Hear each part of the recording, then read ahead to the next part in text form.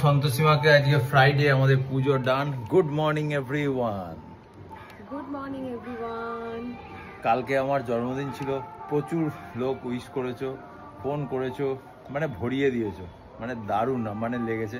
কোথায় কোথায় থেকে না আমাকে ফোন করে করে সবাই উইশ করে। হ্যাঁ, কালকে হয়তো জন্মদিনটা আমাদের মানে সেলিব্রেট হয়নি যেরকম হওয়া উচিত ছিল, কিন্তু হ্যাঁ এই যে তোমাদের জন্মদিনটাকে আরো স্পেশাল করে দিয়েছো, এই তোমাদের এত মানুষের ভালোবাসা আশীর্বাদ, তাই না?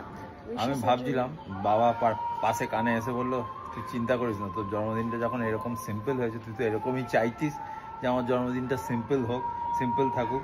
কোথাও বড় রেস্টুরেন্ট বলো, কোথাও বড় বড় জায়গায় গিয়ে খাওয়া দাওয়া বলো, কিছুই না, বাড়িতেই ছিলাম। বাড়িতে আবার কি মানে পাড়ায় ভোগ খেয়েছি, আর রাত্রিবেলা তো আমরা ওই কি বলবো ভাতে ভাত, যাই হোক।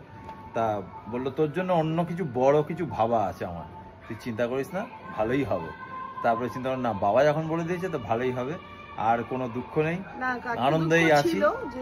হ্যাঁ, সবাই আমাদের পাড়ার, তারপর গঙ্গাধারের সমস্ত কুকুরদের খাওয়া, ওইটাই আমার একটুখানি খচখচ করছিল যে আর এত ভিড় না, এত ভিড় মানে কি করে কি করবো আমি, ওরাও যে কোথায় ঢুকে আছে সেটা। হ্যাঁ, এই হচ্ছে ব্যাপার। তো যাই হোক, চলো নেক্সট জন্মদিন আসছে সামনে মাসে, সেটাই না ভালো করে সেলিব্রেট করবো। আমার হয়নি তো কি আছে, আমার বউয়েরটা সেলিব্রেট হলে আমার বুকটা একদম চওড়া হয়ে যাবে।